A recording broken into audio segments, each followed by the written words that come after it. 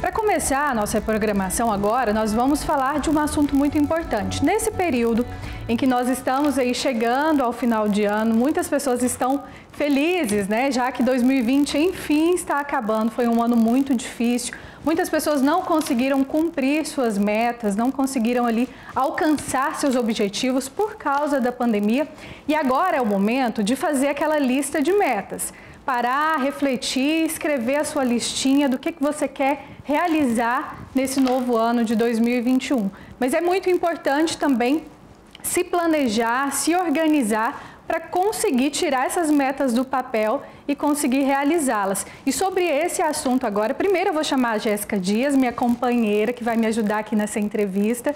Jéssica, boa tarde, tudo bem?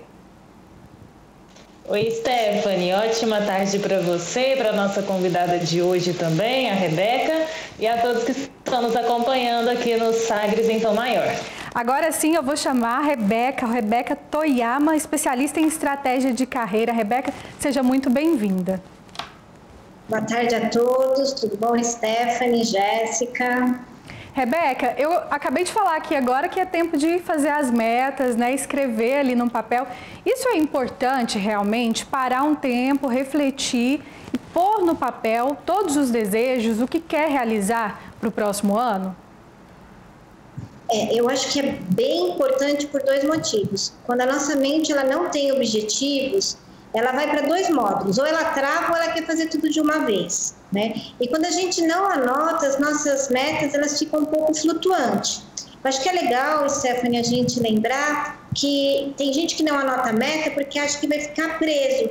É muito pelo contrário, a gente fica preso quando a gente não tem essas metas. Quando a gente tem essas metas anotadas, a gente tem a liberdade consciente de mudar essas metas. Quando a gente não tem elas anotadas, a gente fica muito refém, né, do momento. E aí a nossa mente ela fica um pouco dispersa aí, correndo às vezes atrás do próprio rabo, como aquele cachorrinho que fica rodando em torno dele mesmo. É importante também, assim, antes da Jéssica fazer a pergunta dela, ainda nesse assunto de anotar, o que é importante fazer, o primeiro passo, para tirar essas metas do papel? Porque tem muita gente que coloca ali, faz uma lista imensa. O ideal é realmente colocar ali metas, às vezes até complicadas, difíceis de serem realizadas, ou é melhor ir primeiro colocando aquelas metas que são possíveis? Qual que é o primeiro passo depois disso? Eu costumo sugerir para os meus clientes, Stephanie, que a gente anote, por exemplo, onde a gente quer estar em dezembro de 2021. Aí a gente faz uma conta de chegada. Então, eu anoto onde eu quero estar lá em dezembro, aí eu vou conseguindo fazer o curto e o médio prazo para eu chegar lá na frente. Mas eu acho que até aproveitar o clima dessa semana, uma coisa muito importante, você vai observar essa diferença em pessoas que são realizadoras e pessoas que não são realizadoras. A primeira coisa que a gente precisa fazer é reconhecer as menores conquistas que a gente tenha feito em 2020.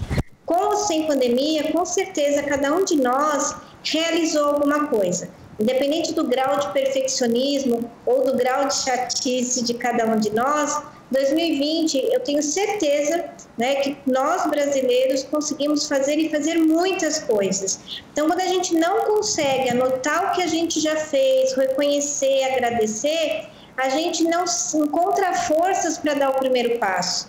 Então, eu costumo dizer que o primeiro passo para a gente dar, né, uma caminhada em direção ao planejamento de 2021 é a gente reconhecer as nossas conquistas de 2020, expressar gratidão ao que for necessário, mas principalmente reconhecer em cada um de nós a nossa capacidade de realizar, porque senão essas metas não vão sair do papel, essas metas vão continuar no papel como talvez tenham ficado nos últimos 5, 10 anos. Agora, explica pra gente a importância de se planejar, porque muitas pessoas acabam vivendo a vida sem fazer um planejamento, seja ele financeiro, planejamento pessoal, para a família. Fala pra gente a importância de se planejar. Tem né, algo que habita na gente, algum mecanismo de defesa que habita na gente, que a gente acaba achando que bem-estar, felicidade, qualidade de vida é algo do acaso, né? E a gente acaba deixando isso como se, né, tivesse uma força maior que fosse responsável 100%. Eu costumo brincar com os nossos clientes que é meio a meio. Sim, existe algo maior que pode colaborar muito, mas tem, né, pelo menos 50% da nossa responsabilidade sobre planejar. Porque se a gente vai deixando muito ao acaso, a gente fica muito deixando a critério do outro julgar o que é necessário para a gente, né? Quando a gente deixa muito a critério, né, de fatores externos, a probabilidade de a gente chegar a longo prazo num lugar que a gente não vai querer estar é enorme, né? Então, o planejamento ele acaba sendo importante por isso, né? Porque ele vai, né, nos dar um direcional para chegarmos onde cada um deseja chegar, né? Que é diferente para mim, que é diferente para outros. Jéssica, qual a sua pergunta? Agora sim, Stephanie, estava com um probleminha aqui na internet, não estava conseguindo ouvir vocês. Não sei até se a Rebeca já até pode ter falado dessa pergunta que eu quero fazer. Já que você, Rebeca, é especialista em carreiras e também sobre bem-estar financeiro, eu queria perguntar para você qual é a relação entre a carreira e esse bem-estar financeiro nesse contexto do planejamento de vida para o ano que vem. Jéssica, adorei sua pergunta porque ela explica muito da minha motivação para me envolver com bem-estar financeiro. Eu trabalho há muito tempo com carreira, só que ao longo dos anos, Jéssica, eu fui percebendo que a desculpa das pessoas para não trabalharem com o que amam, para não se dedicarem ao seu propósito, para não seguirem seu chamado, sempre era financeiro. Eu continuo nesse emprego que eu odeio, que me faz mal, eu tenho aquela crise de segunda-feira porque eu não tenho reserva financeira, né? Só que aí ao longo dos anos a gente começa a perceber também que aí a pessoa ela não se dedica a quem ela ama, ela não faz o que ela gosta, ela não se cuida por questões financeiras.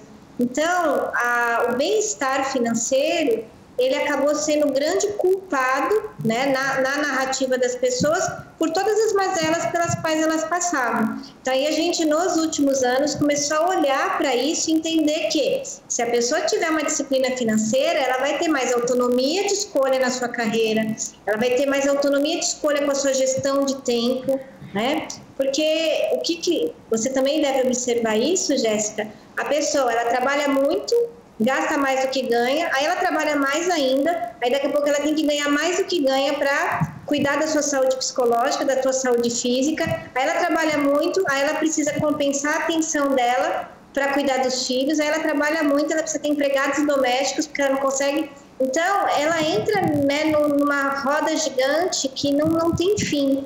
Então, quando a gente olha para o bem-estar financeiro, é a gente conseguir tomar decisões no presente que vão garantir que eu tenha um futuro saudável, né? E não ter uma vida sem planejamento que comprometa o meu futuro. Rebeca, pode falar. Eu queria aproveitar, Stephanie, o gancho dessa resposta dela. Se o bem-estar, como a gente vai buscar e alcançar esse bem-estar financeiro? Também a gente tem que se preocupar com a saúde emocional, saúde mental também, está tudo relacionado? Sim, a gente costuma chamar, né, de uma abordagem integrativa, onde, imagine metaforicamente, Jéssica, uma árvore, um galho é finanças, um galho é carreira, um galho é vida pessoal, um galho é saúde física, um galho é família. Quando um desses galhos ele adoece, ele pode, né, tirar a harmonia, desestabilizar toda a árvore. Então, quando a gente fala, vamos planejar 2021, é não deixar nenhum galho de fora. Vou dedicar 2021 só à carreira. Ninguém doente consegue cuidar da carreira. 2021 vou só dedicar a minha vida amorosa. Vamos combinar que com conta atrasada, né, cheque especial estourado, também ninguém vai conseguir ser muito romântico. Então, é um olhar sistêmico para a vida, onde finanças impactam nas outras áreas, carreira impacta nas outras áreas, saúde física, saúde emocional, relações. Então, esse é o desafio, por isso que a gente tem que planejar. Porque senão a gente acaba olhando demais para um galho e de repente tem um galho lá adoecendo, uma área da nossa vida abandonada, só que eu estou na correria, né? Eu costumo dizer que é que nem cliente, a gente acaba prestando atenção no cliente que dá mais problema, muitas vezes deixando clientes importantes de fora. A área da vida é a mesma coisa. Às vezes eu vou cuidar de uma área da vida que tem, às vezes, um chefe mais exigente, aí áreas importantes como a minha saúde física, mental, financeira, enfim, eu deixo de lado. E a conta vai chegar, às vezes, em 10 anos, 15 anos. Por isso que planejamento é importante. Rebeca, é uma coisa importante que você falou, né, sobre essa questão de quando uma pessoa tem um salário, ela começa a ganhar mais, ela acaba sem perceber, e isso eu falo por vivência própria, sem perceber, ela já está gastando mais e pensa assim, mas parece que minha vida não mudou, parece que eu estou vivendo da mesma forma e eu estou agora gastando esse salário, eu estou precisando desse salário que antes eu não tinha. Quais são as dicas assim principais para essas pessoas aí agora que vão entrar no ano de 2021, tá ali com as finanças um pouco desorganizadas, né? Quais são as principais dicas para mudar essa situação? Olha, acho que a primeira coisa é não ancorar estilo de vida ao salário. Porque aí a gente tem até um problema, que você começa a achar que a tua felicidade está na mão do teu chefe. Então, se ele te dá aumento, você está feliz. Se ele não te dá aumento, você não é feliz. Olha que coisa maluca. Então, mas depois dessa dica vem a questão de adequar, né, o estilo de vida a uma remuneração que permita você fazer uma reserva. Em última instância, vamos ficar com o dízimo pessoal, né? Assim, se você ainda não conseguir, assim, primeiro passo seria reservar pelo menos 10% desde o começo da carreira para uma poupança, né, para o futuro. Lembrando que a gente vai parar de trabalhar, Stephanie, antes, né, e muito antes, muitas vezes 30 anos antes da gente fazer uma passagem, né, para o outro plano. Então, imaginar que quanto vocês vão gastar nesses 30 anos, vou parar de trabalhar aos 70 e vou viver até os 100. A gente sabe que a quantidade de centenários no planeta vem crescendo, então a probabilidade de uma de nós, Jéssica, Stephanie, ir até os 100 existe, certo? Então, vamos fazer uma continha. Quanto a gente precisa guardar para viver com qualidade e bem-estar durante 30 anos? Vocês já fizeram essa conta? Quando a gente faz essa conta, a gente leva um susto. Aí a gente começa a ver que aqueles 10% nem sempre é o suficiente, principalmente para quem não começou a guardar desde o estágio. Então, quanto, né, mais tarde a gente levar esse susto, mais reserva, mais velocidade de reserva eu vou precisar fazer. Né? Então, essa conta, eu acho que todo brasileiro, é legal a gente estar aqui tendo essa oportunidade, todo brasileiro precisaria fazer. Né? Que é matemática simples, eu vou gastar X vezes 30 vezes 12, que os gastos são mensais. Né? E não vale se tapear, falar, quando eu for velhinha eu vou gastar menos. Não, a gente tem as questões de saúde, se for uma pessoa mais velha, vai ter mais tempo, então vai querer passear, vai ter mais tempo para se divertir, né? Então, né, entre fraldas e plano de saúde, quando a gente for velhinho, a gente precisa pensar nisso. Só que na correria, né, eu olhando só para o galho carreira, ou às vezes olhando só para o galho A, B, C, eu acabo não olhando para o meu galinho, né, para o meu galhão, eu maduro, que é a parte mais legal da vida. Né? Quando a gente já tem maturidade, experiência, já tem uma carreira consolidada, já tem filho criado, e aí, se a gente tiver feito essa lição de casa, a gente vai poder curtir a vida, viajar, passear, compartilhar momentos com pessoas que eu goste. Só que se tiver toda a vida, saúde financeira e saúde física estragada, né, a gente não vai poder usufruir, né, de um período muito gostoso, né, que é a maturidade. Né, estamos todos rumo a ela, né? Eu não sei para onde vamos, mas para lá, né, estamos nesse caminho. Jéssica? Rebeca, você falou agora que o brasileiro não faz conta. Eu queria saber se o brasileiro é um povo que não faz o planejamento financeiro, e já emendo outra pergunta, se essa possível falta de planejamento, de alguma maneira, ela agravou ainda mais essa crise econômica aqui no Brasil. Sim, quando a gente pega artigos acadêmicos comparando o comportamento do brasileiro com outros continentes, outros países, a gente vê, sim, algumas nuances diferentes. Então, isso não é um jargão, porque o brasileiro A, B ou C. Não, a gente hoje tem muitos dados que trazem, né, que o brasileiro tem uma relação diferenciada com o dinheiro. Não só na indisciplina, na questão de falar, é um assunto muito velado, né? A gente observa famílias que muitas vezes têm mais facilidade de falar de sexualidade durante uma refeição, mas não sabe quanto o outro ganha, não falam de um futuro, né, financeiro juntos. Então, é uma característica que acaba prejudicando. E na pandemia, a gente percebeu muito isso. Quem tinha uma reserva, quem tinha um pé de meia, conseguiu passar esses 10, 12 meses que a gente vem vivenciando de uma forma um pouco mais tranquila do que quem, além de ter que lidar com a pandemia, tinha, né, que lidar com o seu sustento. Então, a gente tem esperança, eu tenho sempre um olhar muito otimista, de que a gente tenha extraído essa lição da pandemia, que a reserva de emergência não é uma opção, né? Ela é uma necessidade. A gente precisa ter aquele pezinho de meia, se alguma coisa acontece, eu vou poder me garantir, me sustentar, não deixar que nada falte à minha família durante 3 meses, 6 meses, né? Então, agora há pouco a gente estava falando, né, de planejamento futuro, né, 30 anos sem trabalhar, né, dos 70 aos 100, vivendo com qualidade, mas tem uma lição um pouquinho antes, que é esse pezinho de meia, de que se me der uma dor de barriga, eu quebrar um braço, uma pandemia chegar, enfim, a gente não sabe quais as dores de barriga que vão aparecer, eu possa, né, não passar nenhuma necessidade, não recorrer a juros bancários, que a gente sabe que também é uma característica, né, que acontece em alguns países, que é um alto custo quando eu tenho que pegar um dinheiro que não é meu, né? Rebeca, agora é importante a gente observar esse último ano, né? Você falou aí sobre essa questão da reserva. E nesse último ano, muitas pessoas acabaram se assustando muito, perceberam como era importante ter feito essa reserva lá atrás. Mas um outro detalhe também que a gente observou esse ano é que o mercado está mudando. A todo tempo ele muda.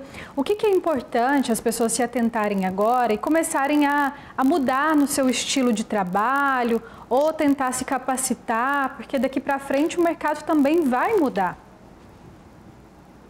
Acho que a primeira coisa, Stephanie, é a gente observar que não tem volta. Eu ainda encontro entre colegas, entre clientes, as pessoas aguardando voltar.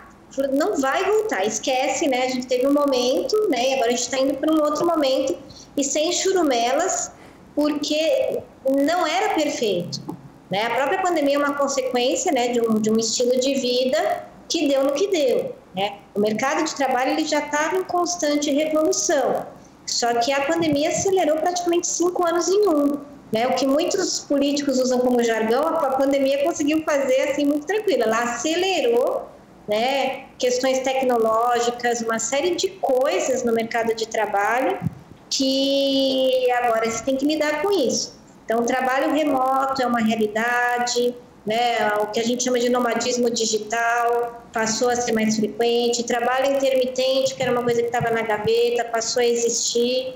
Então, com relação a isso, o convite que eu faço a todos é resgatar o lado humano das nossas carreiras, né? Porque acho que foi muito esse convite. Quando você olha, né, para os relatórios do Fórum Econômico Mundial, o convite lá é muito não disputar com máquinas, faça das máquinas, né, suas melhores amigas. A tecnologia vai precisar ser nossa grande aliada daqui para frente, né? Não é uma questão de duelar. A tecnologia não pode ser vista como uma arqui-inimiga.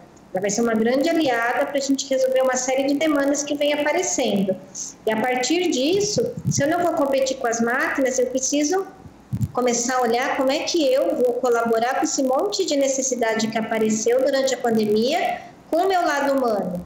Então, as carreiras relacionadas a cuidar do outro, as carreiras que demandam o uso da tecnologia para atender outras demandas que foram, né, que emergiram durante a pandemia. Então, esse cenário de mercado de trabalho, ele vai ser, sim, ele vai ser muito diferente, mas nada do que a gente já não vinha acompanhando, só foi acelerado. A gente sabia que as competências, as habilidades para 2025 seriam outras, a gente sabia que milhões de trabalhos seriam substituídos por máquinas. Tudo isso a gente sabia, então ninguém foi pego de calça curta. O que a gente levou um susto foi que tudo foi acelerado, tudo começou a acontecer mais rápido. Então, essa questão de ficar atento de quais as necessidades que o mercado vem apontando e como eu posso atender essas necessidades. Rebeca, então quer dizer que a pandemia ela antecipou esse cenário do mercado de trabalho do futuro, né? E eu queria saber então como que a gente faz para acompanhar esse ritmo de mudanças do mercado de trabalho? Desenvolvendo competências, né? Assim, se fosse, né, responda em duas palavras, olhando para assim, o que eu sei, como é que eu posso reinventar para o atual momento. Então, não cair naquela armadilha de, eu tenho que jogar tudo fora, não. É olhar assim, fazer um grande inventário do que a gente conhece, das experiências que cada um de nós temos e fazer uma releitura, uma inovação, uma reinvenção para o momento atual. As necessidades humanas, praticamente, elas existem desde sempre. O que a gente observa ao longo, né, da primeira Revolução Industrial, segunda Revolução Industrial, terceira Revolução Industrial, quarta Revolução Industrial, e agora a gente vai estar inevitavelmente entrando numa quinta Revolução Industrial, que a gente ainda está desenhando o cenário. Uma coisa não muda, Jéssica, são as necessidades da raça humana. Então, assim, a partir do que cada um de nós somos, sabemos, conhecemos, como que agora a gente vai atender essas novas demandas, né? Então, essa coisa da reinvenção, eu acho que tem duas palavras que é legal a gente ficar atento. A gente se reinventar nesse novo mundo e colaborar. Quando a gente pega aquele ranking, né, das habilidades do futuro, colaboração está muito em alta, né? Essa questão da inovação, do reinventar, da criatividade também está muito em alta. Então, acho que são essas duas palavrinhas, Jéssica, colaborar, né, e cada um de nós encontrar uma forma de se reinventar, inovar. Rebeca, para finalizar, que nosso tempo está curto, mas eu queria que você falasse para a gente suas considerações finais a respeito desse assunto, né? O que as pessoas precisam ficar atentas agora nesse momento? Nesse momento, autocuidado, né? Foi um ano, eu ouvi seu comentário inicial, foi um ano muito desgastante para todos nós, né? Então, 2021 vai pedir, né, seres humanos inteiros, né? Os desafios não acabaram, então para a gente encarar os desafios de 2021, a gente conseguir encontrar oportunidades, cada um de nós, na hora que virar a chave no dia 31 de janeiro, o convite é que a gente chegue inteiro em 2020, que a gente consiga estar inteiro emocionalmente, estar inteiro em todos os nossos aspectos para a gente conseguir ter um 2021, né, melhor que 2020. Eu prefiro olhar para 2020 não achando que foi um ano perdido, foi um ano de aprendizado, né? Então a gente precisa conseguir aí chegar em 2021 inteiro para conseguir colaborar com quem não conseguiu, né, entender os ensinamentos de 2020. Rebeca, muito obrigada pela sua participação aqui no Sagres em Tom Maior. A Jéssica também, muito obrigada, Jéssica. Eu que agradeço, Stephanie. Bom programa aí para você. Muito obrigada também a Rebeca, que sempre nos atende aqui prontamente. Feliz ano novo, Rebeca. Até mais a todos que nos acompanham aqui no Tom Maior. Feliz ano novo a todos. Obrigada pela oportunidade e parabéns pela pauta. Muito obrigada. Um ótimo ano novo para vocês.